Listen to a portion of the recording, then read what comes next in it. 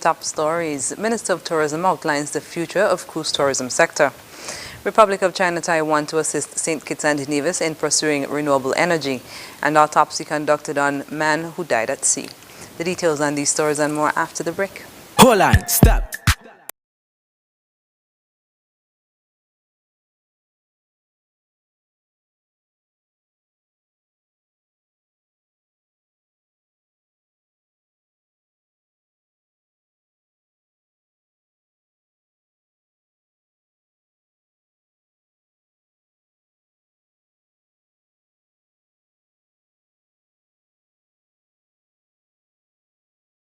Your safety and convenience.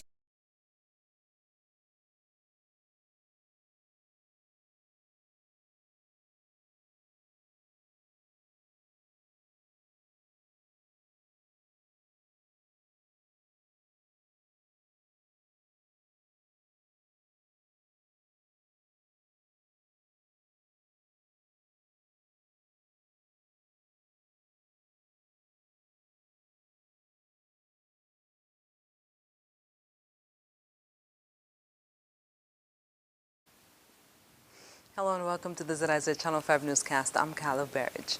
Cruise ships out of Florida will be put on hold for the month of August and for the foreseeable future. That's according to Minister of Tourism, Honorable Lindsey Grant. During a press conference on Friday, Minister Grant made an announcement in accordance with a court ruling at the U.S. Supreme Court, which Florida's Attorney General won on behalf of the state. The win nullifies CDC's requirements for 95% of cruise lines' crew and passengers to be vaccinated with proof of vaccination. Caribbean porting of vessels has to stop and move to Florida as well. AG Ashley Mooney and Governor Ron DeSantis stated that the state loses millions of dollars in taxes and revenue, and the guidelines would mean missing out on another summer cruise season as they were initially set to expire in November of this year. Minister Grant explained what removing these requirements means for the Federation. With the Ministry of Health, we have carefully assessed the risk to the destination, and we are unable to receive calls from Florida until we can identify vaccination and testing protocols that allow us to achieve our goal of balancing the economics and balancing public health. For the month of August, therefore, the calls of the Allure and Symphony of the Seas have been cancelled. We will provide an update for the Celebrity Summit and the Equinox. However, Celebrity Summit will not call on August the 12th. Tourism officials stated that the work of months of planning and careful crafting have to be redone. Minister Grant expressed his displeasure at the ruling as the prospect of increased cruise calls after a 15-month hiatus were on the horizon during the final week of August. He said both the Ministry of Tourism and Health are working to strike a compromise. I'm really disappointed, disheartened, because August was really going to be a bumper month for us, meaning that in the month of August we had scheduled, I think, around 10 ships. With the week of August 23rd being a real fantastic week for us, we would have had 6 ships, both the Allure and the Symphony, in that week. So it's really disappointing and disheartening. But we understand that we are in a position which is very fluid and we deal with it month by month. We had a meeting with the Ministry of Health on Wednesday of this week. We met with the Ministry of Health to see how we can, if possible, adjust our protocols to come to some amicable position which satisfies both the cruise lines and satisfies our position, bearing in mind our #1 priority is keeping the health and safety of our citizens. Minister Grant said regional partners such as Antigua and Barbuda do not support the decision to reverse the CDC's requirements for cruise tourism, as it pertains to the letter that was submitted as a regional bloc indicating Caribbean countries' position on the rules of engagement for cruise tourism. The tourism minister said that a response has not been received as yet. The Ministry of Public Infrastructure, Post and Urban Development, in collaboration with the Republic of China Taiwan, held a signing ceremony on Thursday for implementing arrangements for the Renewable Energy Dispatch Special Project. Resident Taiwanese Ambassador, His Excellency Michael Lin, said that St. Kitts and Nevis has great potential for renewable energy such as wind power, solar power, and the geothermal energies during the signing ceremony. The government of St. Kitts and Nevis has made impressive achievements in promoting renewable energy development and is continuing to enhance the renewable energy generation. As we have also been committed to boosting the renewable energy capacity in Taiwan, it is our great pleasure to have the opportunity to share Taiwan's experience and contribute to the renewable energy development in St. Kitts and Nevis. Minister with responsibility for public infrastructure, Honorable Sean Richards, thanked the Republic of China Taiwan for the initiative and noted that through that project, Taiwan will assist the government of St. Kitts and Nevis in the development of renewable energy and its human resources. He also noted that his research has shown that the Republic of China Taiwan has adopted policies, enacted laws, and approved legislation to support renewable energy development. For example, the government passed the Renewable Energy Development Act (REDA) in 2009 for the purpose of promoting energy diversification, especially through renewable energy technologies, improving energy infrastructure and environmental quality, reducing greenhouse gases emission, and enhancing the sustainable development of Taiwan. Deputy Prime Minister and Minister responsible for energy, Honorable Sean Richards. An autopsy was performed on the body of 37-year-old Gerald McDonald of Connery, St. Kitts on Thursday, August 5, 2021 by resident pathologist Dr. Adrian Nunez. Dr. Nunez concluded that death was due to mechanical asphyxia or lack of oxygen caused by drowning. No foul play is suspected. According to reports, on Monday he went out to sea with a group of males to do tankless spearfishing and to dive for whelks off the island of Redonda. Sometime after 7 a.m., McDonald went diving and did not resurface. Reports also indicate that the other individuals searched for him, and he was discovered several meters away from the fishing vessel in an unresponsive state. They brought him ashore and called the authorities. The police responded, as well as the St. Kitts Nevis Coast Guard, the St. Kitts and Nevis Customs and Excise Department, and the Nevis Air and Seaport Authority. McDonald was pronounced dead by the district medical officer. Meanwhile, autopsies were also performed on the bodies of 29-year-old Akeem Paris of Catty Alley, Newtown, and 36-year-old Kyle Williams, also of Catty Alley, Newtown, by resident pathologist Dr. Adrian Nunez on Friday, July 30th. Dr. Nunez concluded that Williams' death was as a result of hypovolemic shock due to multiple gunshot wounds to the body, and Paris's death was as a result of hypovolemic shock due to a single gunshot wound to the abdomen. According to reports, sometime after 8 p.m. on Tuesday, July 27th, the police responded to a report of a shooting in Newtown. Upon arrival, the motionless body of Williams was found lying on George Street in the vicinity of Catty Alley. Investigations so far have revealed that Williams and Paris were sitting at the junction of George Street and Catty Alley when armed masked assailants approached and fired several gunshots in their direction. Both men were struck several times about the body. Williams died at the scene and Paris was transported to the JNF General Hospital where he succumbed to his injuries. Investigations into the matter are ongoing. We now take a look at the nation's COVID-19 situation report and a vaccination update.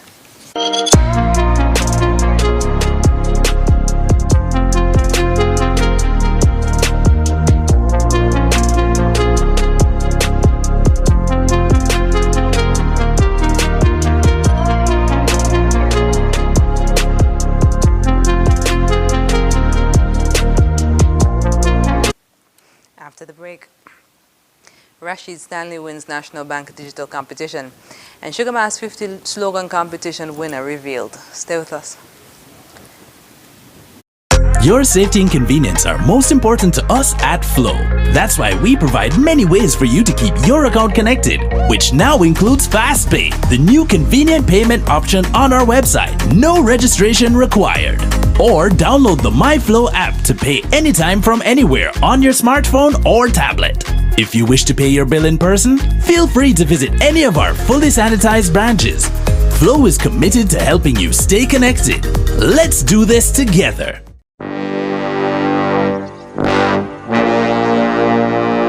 Want to get away? Now you can.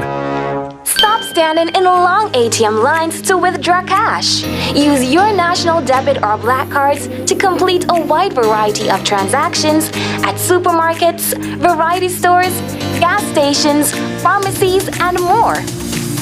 Shop online at the most popular websites and stores for quality brands using your national debit or black cards. And take back your time to enjoy all the things that you love to do. Remember, instead of waiting in long ATM lines to withdraw cash, use your national bank cards today. National Bank, always here.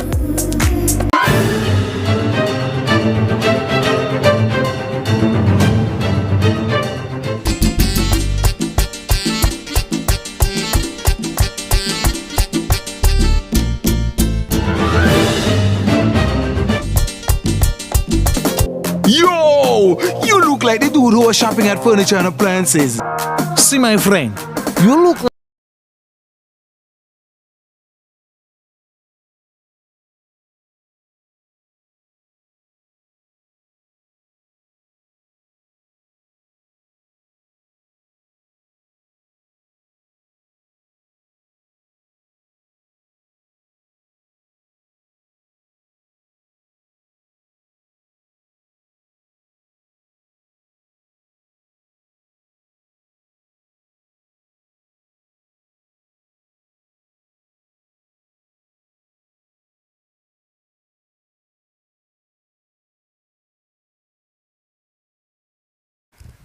Welcome back. Rashid Hanley has been named the winner of the St. Kitts Nevis Anguilla National Bank's Digital Creative Competition during a virtual prize-giving ceremony on Friday. The competition, which was hosted as one of the bank's 50th anniversary events, was guided by the theme Cashless SKN. Executive Marketing Manager of National Bank, Anthony Morton, said going forward the Cashless SKN message will be, it's not about what you have, it's how you indulge. He said based on the favorable feedback, the competition achieved its objectives. Our aim for the Digital Creative Competition was to provide an opportunity for young, aspiring, talented persons ages 16 to 25 to showcase their digital creative abilities. And based on the entries received and the public's arousing favorable response to their ads, we deduced that we accomplished our goal. With his submission movers and shakers, Rashid Stanley won with a total of 492 points. He spoke with host Azim Bailey about the concept of his video. I feel pretty humbled. Went into the competition with a pretty open mind because I know that we have a lot of creative potential in St. Kitts and Nevis and by extension the region. I've actually worked alongside Kyla, and I'm a friend of Marlando's, so pretty good to see them here. But I don't really have much words, but it feels good. Speaking of how he feels having won, Rashid said he was very open-minded heading into the competition. I feel pretty humbled. Went into the competition with a pretty open mind because I know that we have a lot of creative potential in St. Kitts and Nevis and by extension the region. I've actually worked alongside Kyla, and I'm a friend of Marlando's, so pretty good to see them here. But I don't really have much words, but it feels good. Rashid has won $2,500 and a paid internship at a national bank. First runner-up was Kyla Sutton with 446 points. Second runner-up was Asan Sakion Green with 374 points. And third runner-up was Marlando Osborne with 367 points. The winner of the Sugar Mass 50 slogan competition and the winning slogan were revealed in a post to the St. Kitts and Nevis National Carnival's Facebook page on Friday. The theme this year will be Sugar Mass 50, Fun, Vibe and Energy, and it was penned by Mrs. Jasmine Warner Weeks. She received EC $500 for her winning submission from the Director of Carnival, Hazel Webster. The The requirement for the slogan competition was to capture the true essence of what Sugar Mass 50 will represent and should also be creative, catchy, and no longer than 10 syllables. In the Facebook post, the Carnival Committee reported that they received nearly 200 entries. And finally, on the local scene, the Consider My House group of the Church of God 7th Day will be hosting a virtual benefit to offer aid to St. Vincent and the Grenadines following the natural disasters that have affected the country. Guided by the theme, Holding It Together, gospel artists from across the region will come together to perform during the concert on Sunday at 4 p.m. Donovan Grant, known as Sarah DVN, will also be performing at the event. He spoke of why Consider My House decided to host this event. The virtual benefit concert is a concert that was planned, some months ago regarding those beloved ones over there in St. Vincent, and that they have get a terrible hit by the volcano and lately by the hurricane, right? So this movement is planned by the Consider My House ministry. And Consider My House is a ministry within the Church of God 7th Day body, which I am one of the executive member.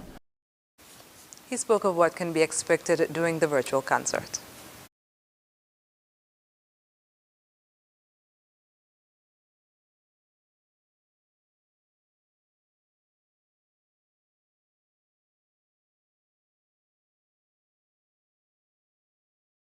You can expect full energy.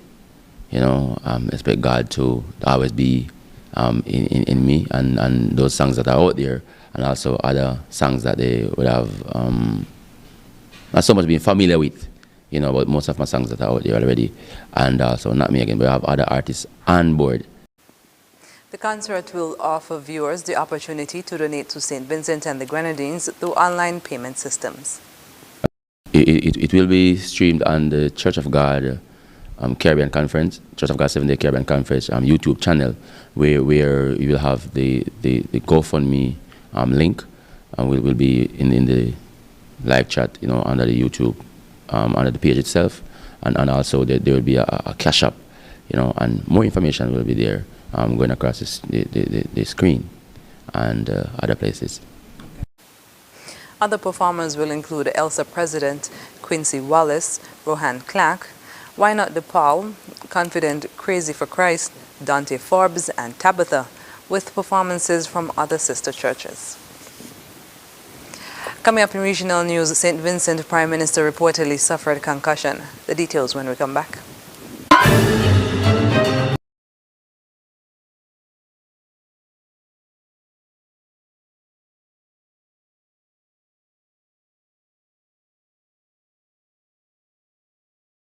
Imagine having the luxury of putting all your trust in one insurance company and being able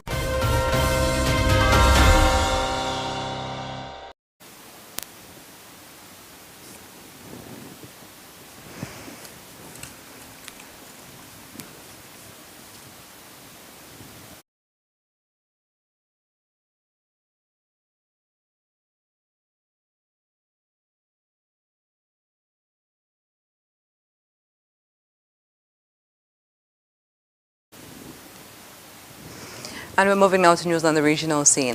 The Prime Minister of St. Vincent and the Grenadines, Dr. Ralph Gonsalves, who was struck in the head with a projectile Thursday in a protest action, has confirmed that there are no neurological effects following his MRI scan in Barbados. On a post on his Facebook page, Mr. Gonsalves said, "By the grace of God Almighty, I am doing well and on the mend. It is confirmed that there are no neurological deficits. However, I have suffered a concussion and must be monitored over the next 4 to 6 weeks, but it could have been far more serious. I take this assault as not just an injury, but also look to the intent of the throwing of this projectile at me. The intent was to cause grave harm, even death." He continued, "It is equally culpable, the person who threw the stone, as are those who instigate and continue to instigate disgraceful events that threaten my life and the lives of others. There is one person whom I hold responsible, and it is not just the person who did the direct act. We can have our disagreements, but to cross the line into violence is unacceptable in the democratic society. By all means, exercise your right to protest, but that gives you no right to do violence toward anyone. It is reported that the Royal St. Vincent and the Grenadines police force held a woman on Thursday night for the attack. According to media outlets online, the woman reportedly begged to apologize to Dr. Gonzalez. St. Lucians witnessed the induction of ministers into the cabinet on Thursday afternoon. While most of the faces were familiar, many of them would be assuming new roles in the new administration. The keenly awaited ministerial assignments come a little over a week after the Labour Party won the general elections with an overwhelming majority, capturing 13 of the 17 seats.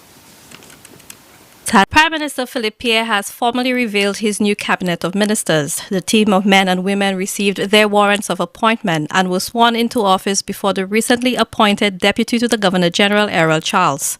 A former diplomat, Dr. Ernest Hilaire, is the new Minister for Tourism, Investment, Creative Industries, Culture and Information.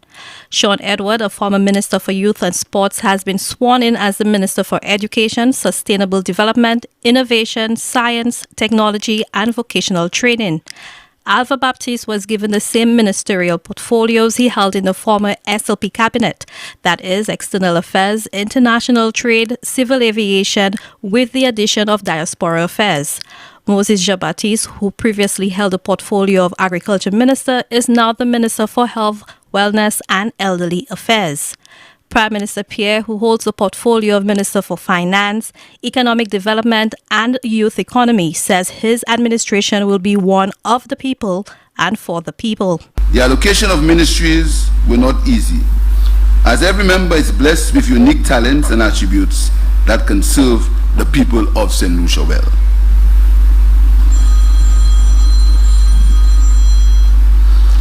I have been up and I have been down. I know too that nothing lasts forever, neither the good times nor the bad. Life is itself not permanent, and someday I will not be the Prime Minister. It has been no easy road getting to where we are today. As I've said elsewhere, on July 26, 2021, the good people of St. Lucia demonstrated in no uncertain terms their dissatisfaction with the previous managers of their business and placed it in the hands of the St. Lucia Labour Party that I'm privileged to lead. We are determined not to disappoint you, the people of this nation. The youngest member of Cabinet, Kenson Kazime, has been given the task of leading the Ministry of Youth Development and Sports. Gibeon Ferdinand has been appointed as the Parliamentary Secretary in the Ministry of Tourism, Investment, Creative Industries, Culture and Information. Wayne Girard will serve as a Minister in the Ministry of Finance, Economic Development and Youth Economy. A former opposition senator, Joachim Henry, is the new Minister for Equity, Social Justice and Empowerment. Alfred Prosper, a newcomer, was appointed as Minister for Agriculture, Fisheries, Food Security and Rural Development. Jeremiah Norbert, who by a resounding victory at the polls captured the UWP stronghold of Miku North, will serve as the new Deputy Speaker. 3 women have been appointed to serve in the new cabinet. Emma Hippolyte is the Minister for Commerce, Manufacturing, Business Development, Cooperatives and Consumer Affairs. Dr. Virginia Albert Poyot, who many had thought would have gotten the portfolio of Education, was appointed as the Minister for Public Service, Home Affairs, Labour and Gender Affairs. Dr. Pauline Antoine Prosper, who lost the Choiseul seat to Bradley Felix, has been appointed as a Parliamentary Secretary in the Ministry of Education, Sustainable Development, Innovation, Science, Technology and Vocational Training. Former Prime Minister Dr. Kenny Anthony has not been assigned a ministerial portfolio. Prime Minister Pierre explained that in his discussions with the former Prime Minister, he indicated that he is due to undergo minor surgery. Also, he had some outstanding legal matters which he needed to wrap up. There, however, will be a revisiting of this decision in the next 6 months or so. In a surprising twist, Richard Frederick, who previously served as a housing minister under UWP administration and ran as an independent Labour candidate for the Castries Central seat, has been given the responsibility of housing and local government in the office of the Prime Minister. Stevenson King, who served as the infrastructure minister in the previous Alan Shastney administration, has been appointed as senior minister and minister for infrastructure, ports, transport, physical development and urban renewal. For the DBS News World, I am Zane Romulus. Coming up, new lockdowns across Asia follow a surge in COVID-19 infections. We'll tell you more when we come back. Imagine having the luxury of putting all your trust in one insurance company and being able to enjoy a life to the fullest without having to worry. Well, don't imagine. National Caribbean Insurance is here to take care of all your insurance needs. Insure your life, vehicle, boat, home, belongings, and your future. At NCI, we make it our business to ensure that you enjoy every stage in life. We serve, we protect, we satisfy. That's NCI.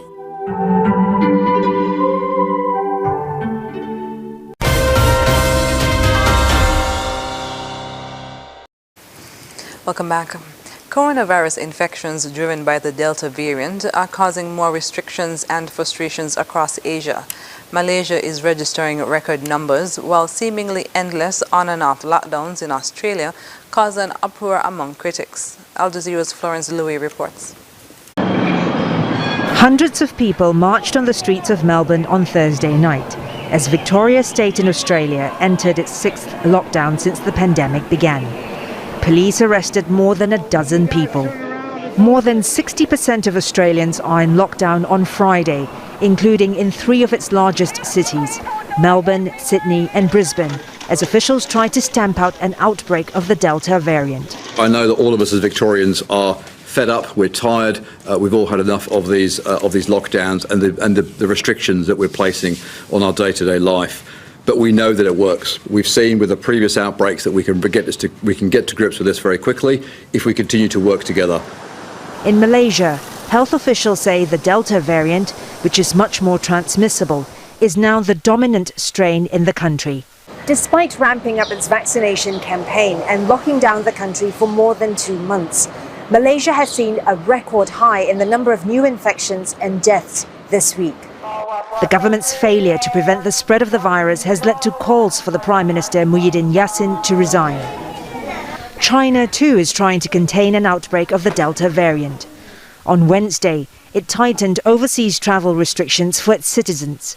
Local governments have tested entire cities and locked down millions of people this week. As long as all localities strictly implement preventions and control measures, this round of outbreaks can be basically controlled within 2 to 3 incubation periods. Many Asian countries which had been successful in containing the coronavirus last year are now seeing an increase in new infections, driven mainly by the Delta variant. Florence Louis, Al Jazeera, Kuala Lumpur. Medical workers across Pakistan are wrapping up a 5-day campaign to vaccinate 23 million children against polio. Al Jazeera's Andrew Chappell reports. When Ishfaq walks through the hospital corridors, he sends a message even before having the chance to speak. He didn't receive a polio vaccination when he was a kid, so he's making sure that other children get it. Unfortunately, I was personally affected by polio since my parents didn't know how serious it was and the polio campaigns weren't very aggressive. That's why my right leg is paralyzed and why I choose to be a polio worker, so I can convince all those parents who are refusing the vaccination for different reasons. Nowadays, all it takes is a few drops, over and done in seconds. This week, thousands of health workers fanned out across Pakistan in hopes of eradicating the disease by next year. Well, when we started the campaigns in 1994, we had about 2,635 polio cases. This year, so far, we have 1 polio case, and in the last 6 months, we don't have any case at all. So that is our achievement of this program, that we have 99% reduction in the polio cases. Pakistan and Afghanistan are the only countries where polio continues to threaten the lives and future of children. An army of volunteers is going door to door, delivering the drops to more than 23 million of them. Thousands of police are with them, protection against violent conspiracy theorists who falsely believe vaccines are part of a Western plot. People remember how the CIA used a fake vaccination campaign for hepatitis to hunt down Osama bin Laden. The losses have been tremendous, according to Peshawar's police chief. During the last 16 years of war and terror, KP Police has sacrificed 1,700 personnel for different reasons, providing security to polio. The polio vaccination, you see, it's an international event. It is being monitored by UNICEF, it is being highlighted around the world, and it becomes a news not just nationally but internationally that during polio vaccination, police officers or polio health workers have been targeted. And they won't be the last ones going door to door. Eventually, vaccines against COVID-19 will need to reach the same communities. The concern is, health workers may face the same challenges. Andrew Chappelle, Al Jazeera. Up next in sports, we have an update on Wanapak's preparations for CPL, and heat and storms could impact final days of Olympics. Stay with us. Imagine having the luxury of putting all your trust in one insurance company and being able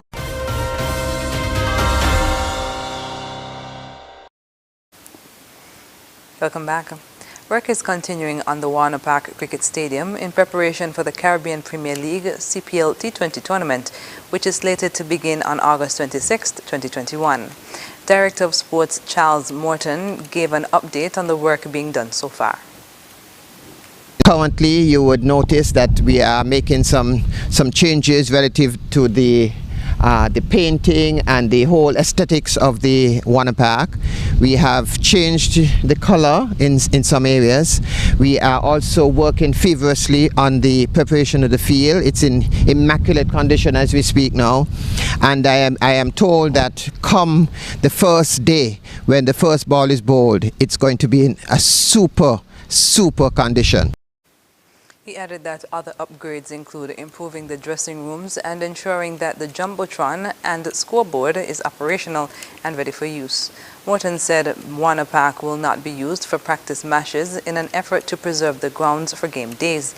However, a number of other venues were earmarked for that purpose. The stress of the entire games being held here, we want to preserve the field, the outfield and the pitches as much as possible, and so the practice venue is earmarked for the Connery Cricket Centre, and that is also getting quite some preparation done over there in Connery.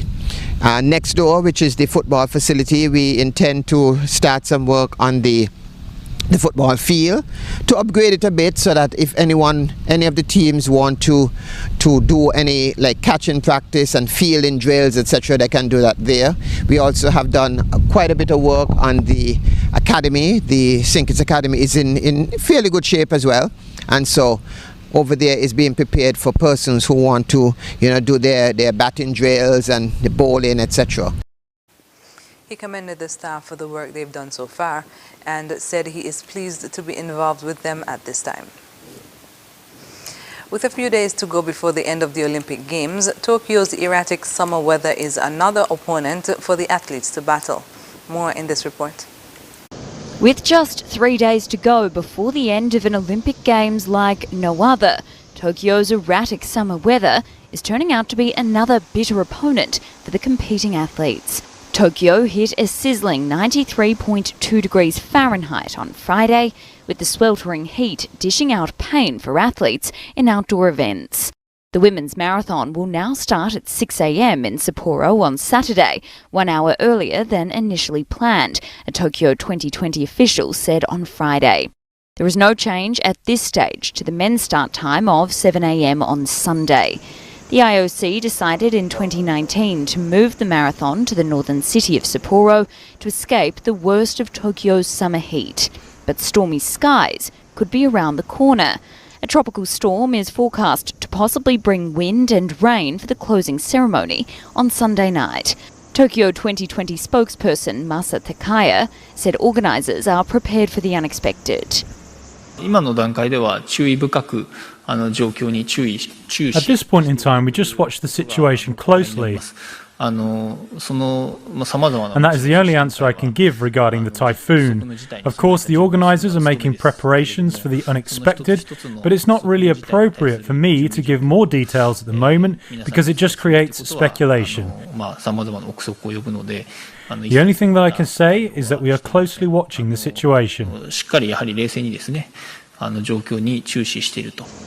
The closing ceremony is scheduled for 8 p.m. local time on Sunday. And that's it for sports. So when we come back, we'll have another look at the stories that made the headlines. The Prime Minister of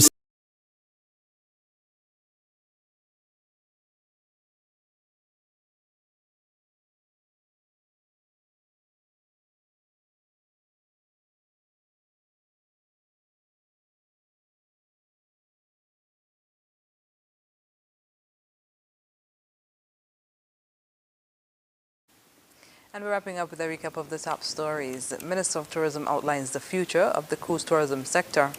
Republic of China Taiwan to assist St. Kitts and Nevis in pursuing renewable energy, and autopsy conducted on man who died at sea. And that's the end of the ZIZ Channel 5 newscast. Thank you for joining us. I'm Caleb Berridge. Bye.